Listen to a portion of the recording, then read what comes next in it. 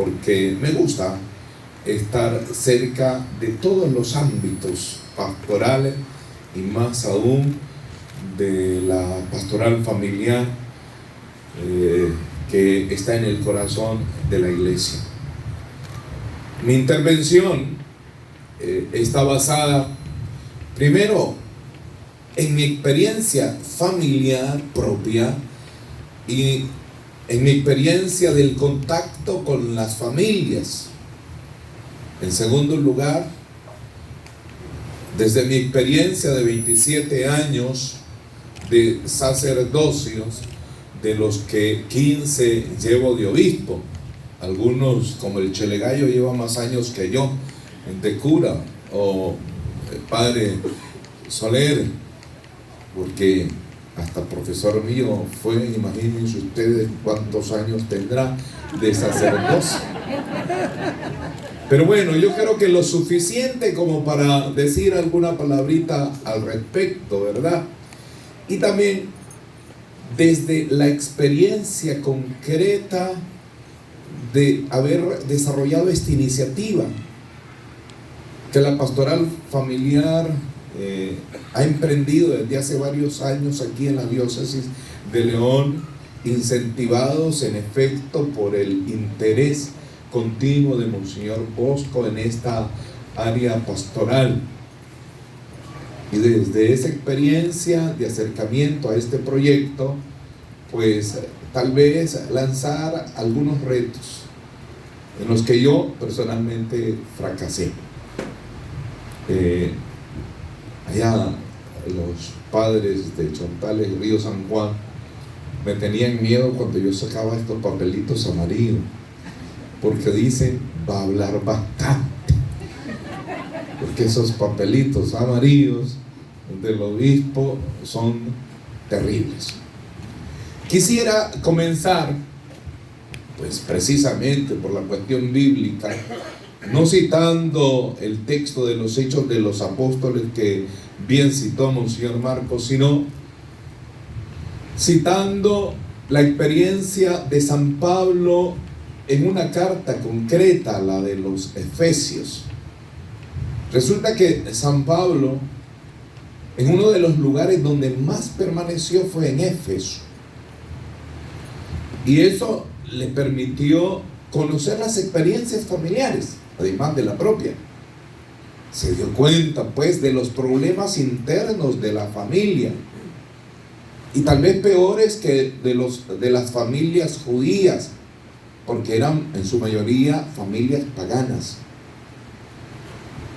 Y esa experiencia de observación hizo que San Pablo escribiera en esa carta elementos exhaustivos, exactos, precisos, concretos de la vida familiar, y dar observaciones, exhortaciones no meramente humanas, sino iluminadas desde Dios, desde su experiencia de fe.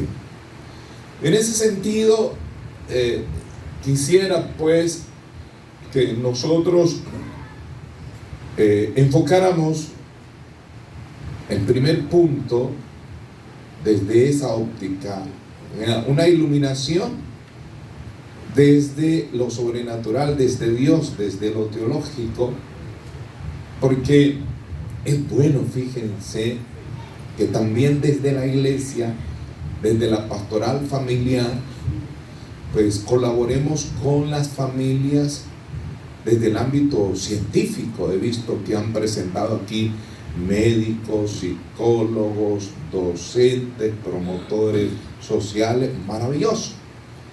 Pero quisiera hacer ver que el primer enfoque, y que no debemos nunca perder de vista, es el de la fe, el dar un enfoque, ayudar en la consejería familiar desde Dios,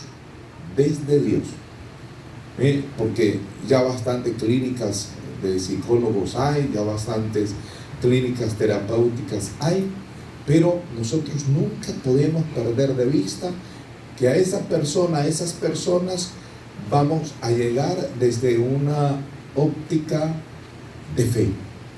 Y en ese sentido me permito dar como 3 recomendaciones a este servicio que ustedes desde la pastoral familiar ya empezaron a brindar.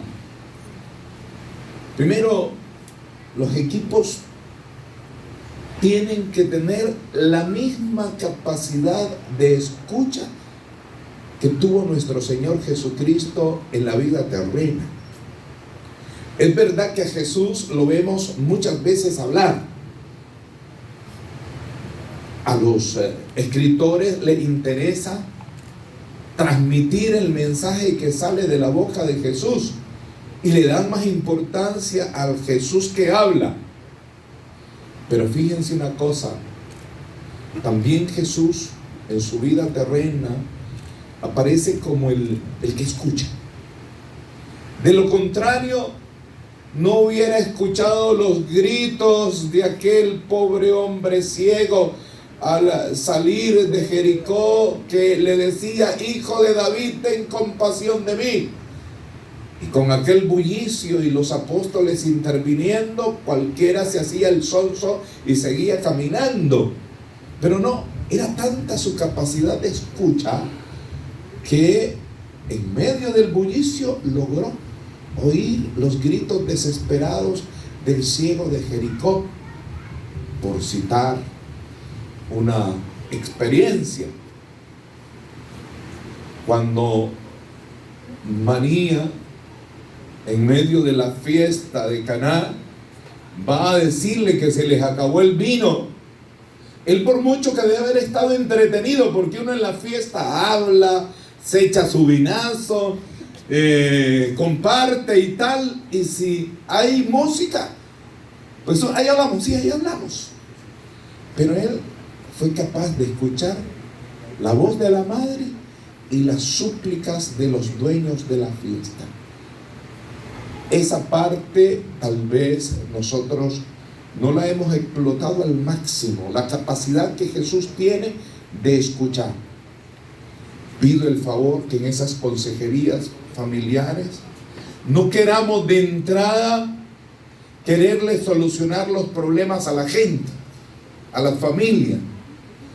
Un primer servicio es imitar a Jesús oyente. Con solo oírle, ya nosotros estamos haciendo mucho. La gente necesita ser escuchada. Monseñor Marcos dijo: a veces lo he visto hasta la 1:15 de la tarde que va a almorzar, porque ha atendido un montón o pocos sacerdotes en la mañana y se ha entretenido bastante con ellos. Es que yo no he encontrado curas más hablantines que estos. ¿Cómo hablan, por Dios? ¿Ah? Y uno está ahí en el comedor y ellos hablan y cuando veo llevan 2 horas hablando, y no del prójimo. Pero hay que tener esa capacidad de escucha. A nosotros los sacerdotes nos enseñan, ¿verdad? Incluso a tener paciencia con la señora que siempre que viene a confesarse nos cuenta el mismo cuento. Ay, con paciencia aún. Por favor, usemos esa capacidad de escuchar. Ya bastante se da con escuchar a la gente, ¿verdad?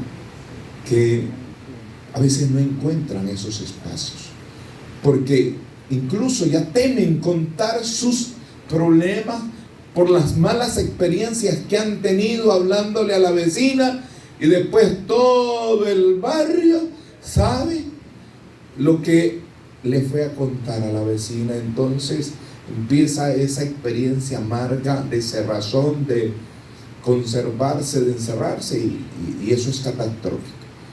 Primera observación: imitar esa capacidad de escucha de nuestro Señor Jesucristo. Luego, la consejería debe ser una voz de esperanza para esas personas que han venido. Yo escucho mucho de recibir a los que vienen. Diré otra cosa al final relacionado con esto. tiene que ser una voz de esperanza. Fíjense que la lectura de hoy es hermosa, de Baruch, en la que habla es Jerusalén. Es simpático. El profeta introduce un texto en el que termina hablando Jerusalén. Y Jerusalén, la ciudad, imaginariamente, ¿verdad?, le está hablando al pueblo. Y su mensaje es de esperanza. Es de esperanza. ¡Ánimo!, les dice. Y comienza a desarrollar, a justificar esa palabra de entrada. ¡Ánimo! ¡Ánimo, hijitos míos! Nosotros tenemos que ser voz de esperanza. Voz de esperanza para la gente. Porque el que se te acerca seguramente no viene a plantearte una cosa, una realidad positiva. Viene incluso a veces ya con una realidad que no tiene solución. No tiene solución. Ojo con eso incluso, porque a veces los grupos de pastoral familiar en la iglesia exageran en sus posturas. Yo recuerdo que me llegaron a poner queja de un padre experto en estos asuntos, sacando ahora un doctorado en bioética, y las dos parejitas que me vinieron a poner queja del padre es porque dice que el padre los tenía escandalizados, porque a una pareja le dijo: creo que lo más conveniente para ustedes es cada uno coger su camino. Los escandalizó, porque el padre aconsejó a esa pareja que lo más conveniente era separarse. Está dentro de la posibilidad del cura decir esto como caso extremo. Hombre, ¿cómo no lo va a dejar cuando incluso ya ha habido tentativos de asesinato? ¿Qué querés? Que en la noche le entierre un puñal. Me entierre un puñal. No, hija, aguanta. Esa es la voluntad de Dios. Esa es tu cruz. Eso es lo que Dios quiere para ti. Ahí te vas a santificar. Hija mía, soporta. Ya los curas de esa índole se acabaron. Y por eso, ante la persona, a las parejas fanáticas que vinieron donde mí, yo les expliqué: no tienen por qué escandalizarse. El cura está salvando un valor más alto, el de la vida. Y si lo deja ahí, seguramente un día aparece muerto. Digo esto porque esa voz de esperanza, de ánimo, pues llega un momento en que no debe de convertirse en una voz ilusoria que no se va a cumplir, que no va a tener un resultado. Sí, la voz de esperanza, pero en su momento no puede olvidarse de una realidad. Yo recuerdo de chavalo que me iba a ver jugar béisbol. La gente se burlaba de un manager que tuvo el equipo del pueblo porque no sabía nada. Y hasta le encajaron ánimo, porque el equipo iba perdiendo el juego ante el adversario 20-1 en el 9º inning con 2 outs, y el que bateaba llevaba 2 strikes sin bolas, y él desde el lugar del manager aplaudía y decía: ánimo, ánimo, ánimo. Todo el mundo se le reía. Ya es absurdo, imposible. No caigamos en eso. Tiene que ser la voz de la esperanza, pero sin caer en una voz ilusa. En tercer lugar, en esa asistencia, en esa consejería, nosotros nunca debemos de dejar de insistir en que La solución es el acercamiento a Dios. Ustedes tienen experiencia de eso. ¿Cuántos hogares alejados de Dios se han transformado en el acercamiento a Dios? Por eso no puede faltar la parte espiritual en ese proyecto de consejería. Sin embargo, les voy a pedir un favor: no hagamos ni de la pastoral familiar ni de la consejería familiar clínicas terapéuticas. Digo esto porque en la experiencia me di cuenta en algunos casos que cuando se encontraban ahí una parejita, una familia que andaba en crisis, la receta era: vení al grupo, vení a la comunidad. Y pues aquello dejó de ser una comunidad que estaba viviendo una experiencia de fe, sino un grupo terapéutico, como esos que existen, ¿no? Y que vemos en las películas, que la gente llega, se reúne y cada uno va contando su experiencia de que yo he consumido. Ay, mejor ni lo digo porque ahora con las redes te cortan eso y dicen: el obispo es drogadicto. Pero bueno, lo voy a decir porque no me va a hacer la maldad. Y que ahora le cortan eso y le terminan diciendo a uno: ay, no, es que yo llevo 20 años consumiendo droga y tal, ¿verdad? Entonces, y los demás cuentan toda su experiencia y termina siendo el grupo, la comunidad de pastoral familiar en un grupo terapéutico. Y no puede ser eso. Ese tipo, no estemos llevando a nuestros grupos personas que están en crisis. No, porque dañamos nuestro mismo grupo, lo dañamos, lo deterioramos y pierde el perfil correcto la comunidad de la pastoral familiar. Por ello, ese acercamiento a Dios pues no puede faltar, pero por favor teniendo en cuenta esto. Podría decir mucho más del enfoque de fe que tiene que haber siempre en un grupo. Debe ser nuestra característica, porque de lo contrario estaríamos haciendo cosas que otros también hacen. Pero la característica de estas consejerías es que tienen un enfoque sobrenatural. Dios está de primero.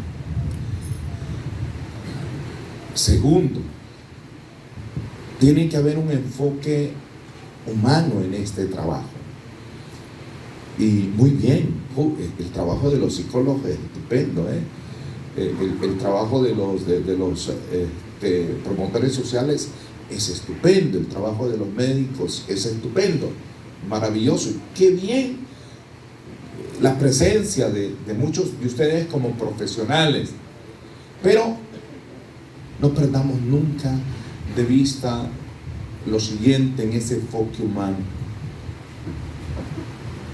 Y sobre todo en el aspecto preventivo. Padre Gabriel hablaba de 4 áreas: preventiva, curativa, formativa e integrativa. Fueron las 4 que él planteó. Esta segunda que yo enfoco, que no puede faltar en las consejerías,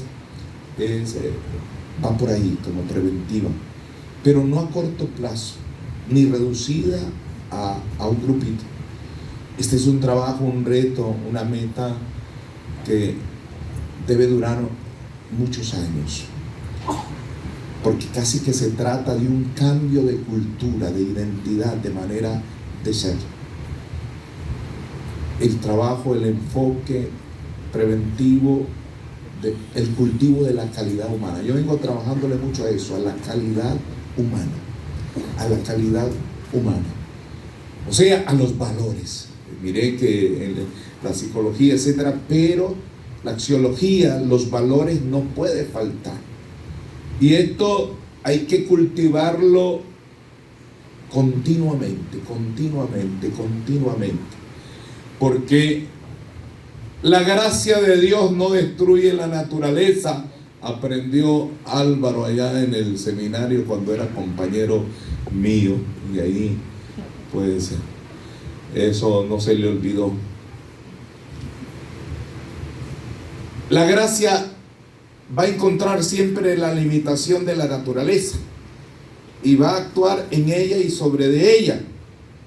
Y fíjense, eso es válido para nosotros en el proceso de formación. Un primer tema que yo traté como tesis en mi teología dogmática fue la formación humana del sacerdote a la luz de la Pastores de Abobovis. Porque la gracia actúa, pero si al cura no le corregimos de seminarista que deje de ser maleducado, la gracia no lo va a hacer bien educado. Si el cura de seminarista no se le corrigen defectos, la gracia va a encontrar esa limitante.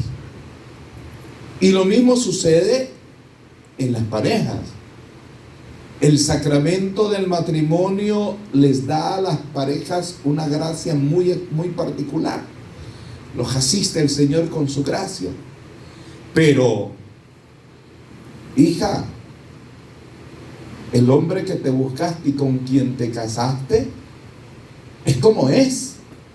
Les cuento al respecto una anécdota desde la familia. Yo recuerdo, y siempre me cae en gracia, que bueno, dentro de las noviecitas que tuve a la edad de adolescente y joven, había una muy bonita. No digo el nombre porque no voy a hacer como esto de las redes, me pica ahí. Ya me sacó ahí. Muy bonita, me gustaba y me enamoré.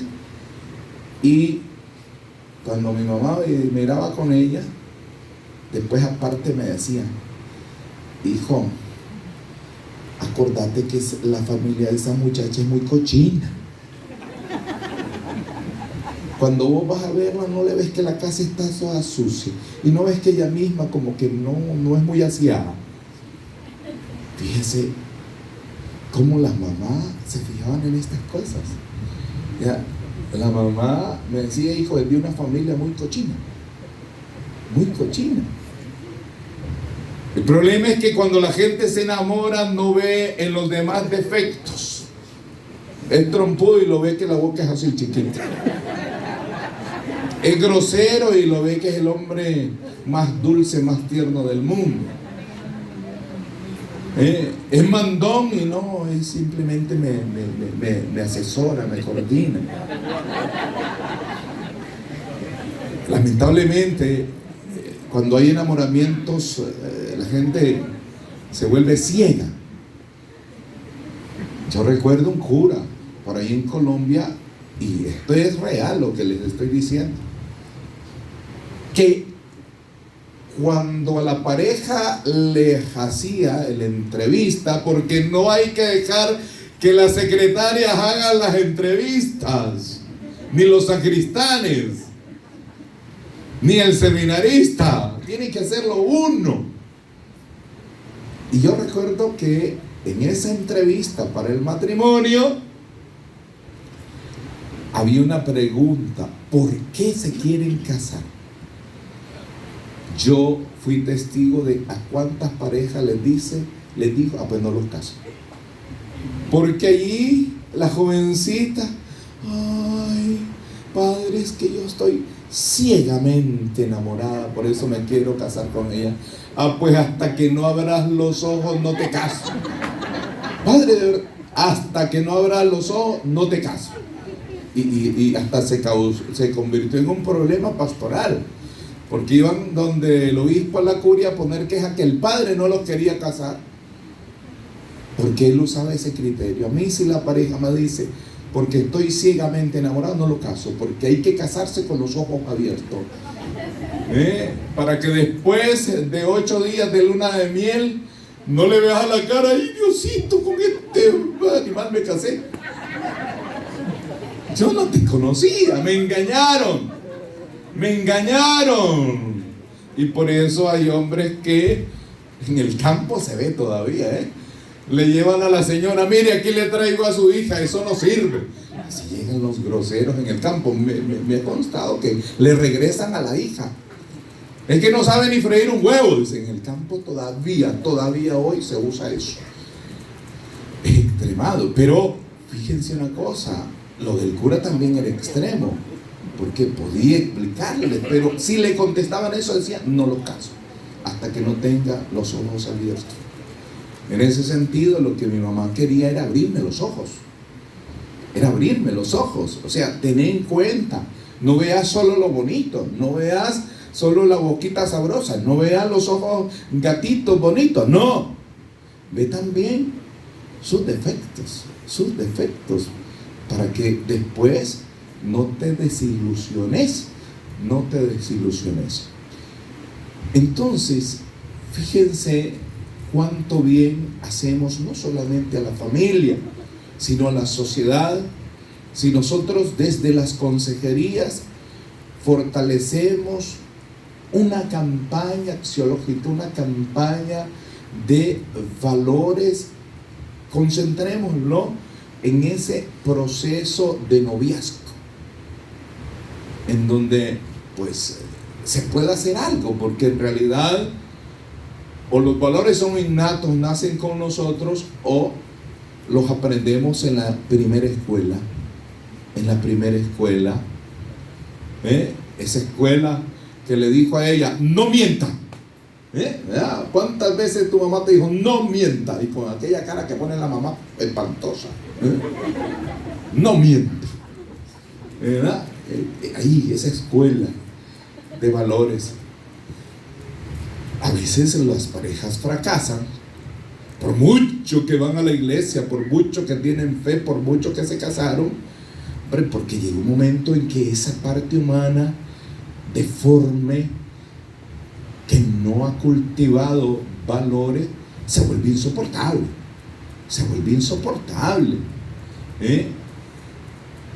A nosotros nos cuesta, lo está insistiendo mucho el Papa, a nosotros nos cuesta el expresar gratitud.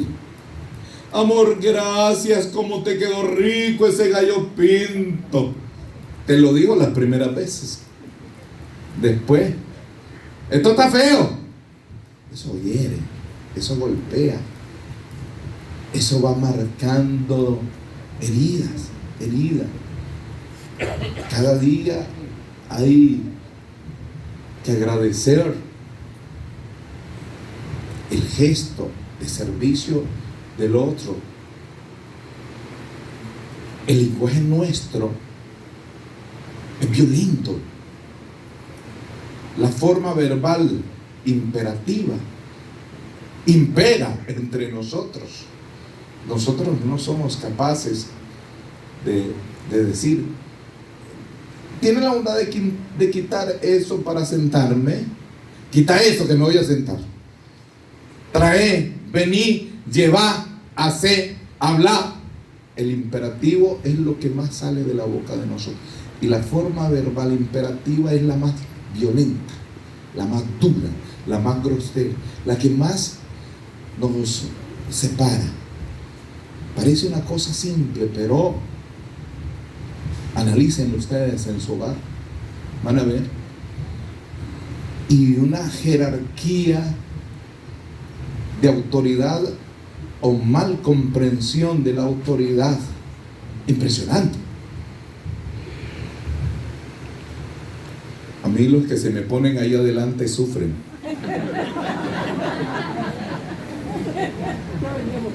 Este señor le dice a su hijo de 20 años, ve, anda a la venta a traer la gaseosa que se me olvidó. El chaval lo que está viendo el partido entre el Real Madrid y el Barcelona y están en el minuto 80 empatados y está. Y entonces, andamos. Y mandan al que tiene 10 años. Pero no quedó. Anda. El otro que también está apasionado por el juego, coge a la niña chiquita. Vení, dice mi papá que vayas a la venta a traer la gaseosa.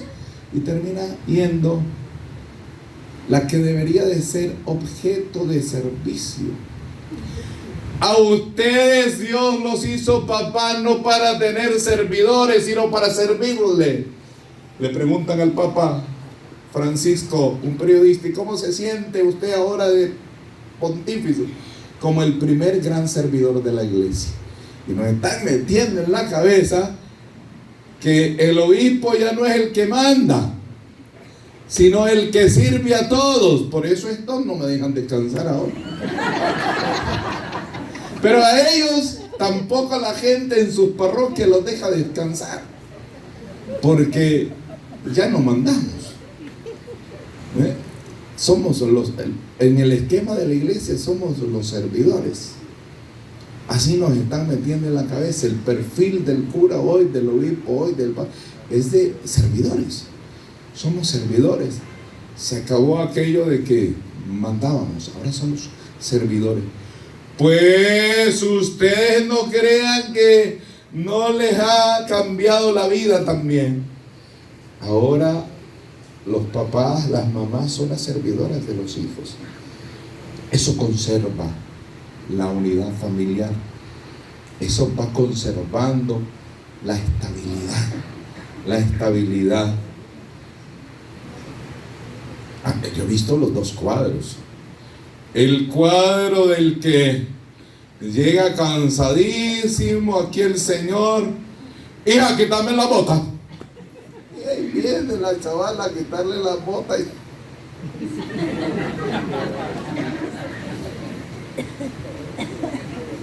Y he visto el cuadro del papá lindo.